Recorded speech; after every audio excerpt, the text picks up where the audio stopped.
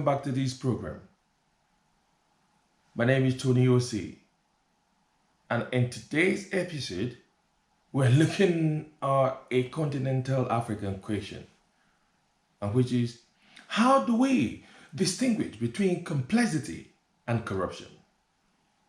Is corruption actually the key problem facing African governance, or is it a state of our mind? After looking at those photos, what's your opinion?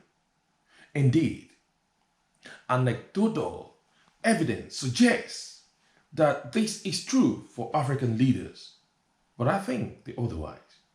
It is a case of mentality. Corruption can be eradicated or mitigated by a good governing policies, but a mentality issues is like a deoxyribonucleic acid, the fundamental and distinctive characteristics that genetically corroded a mental ability.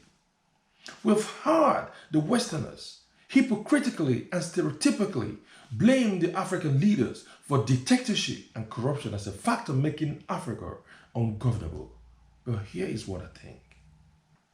I don't quite agree with this corruption conspiracy and stigma. It is in the base of our interest to go back to the drawing board. Sincerely, we need to carry out a proper investigation as to what is responsible for this dilemma, which I may suggest is a mentality issue. Corruption is a resultant of a chaotic, unorganized society which can deepen into all sectors and drift down to a cultural inheritance as to what we see today across our continent, Africa. Tell me one single person in Africa that is free of corruption, and I will tell you one good governance. Corruption is like an addiction cultivated through hardship, environmental and social influences which affect people's mentality and becomes almost like cultural way of life. And I think corruption is a psychiatric and mental health case which need a rehabilitation, attention which I call a revolutionary empowerment and a mentality change. My people, if the whole world think that the problem of Africa is corruption, then why then can they not mitigate it with all the capabilities and benevolence in Africa?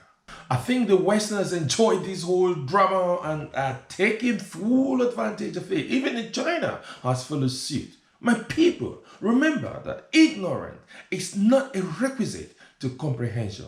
A fundamental factor of corruption which awaits solution in the development of African people is to maintain a degree of discipline, attitude in changing conditions and to meet a new individualistic attitude on new orientation. We have a need to target a type of demography of like minds who can demonstrate the educability of the Africans, to observe the duty of care as fundamental factor that allow people to pay little attention to the welfare of the people and environment.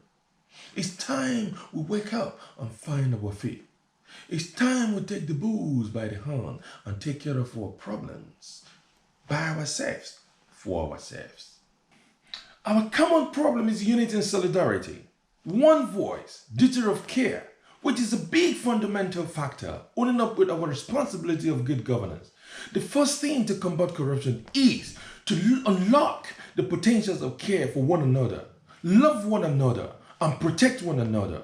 With the absence of duty of care, my people, you may agree with me that our leaders cannot do anything to improve the welfare of the people who constantly flee the mother's land, seeking greener pasture in Europe and America and even the Arab world.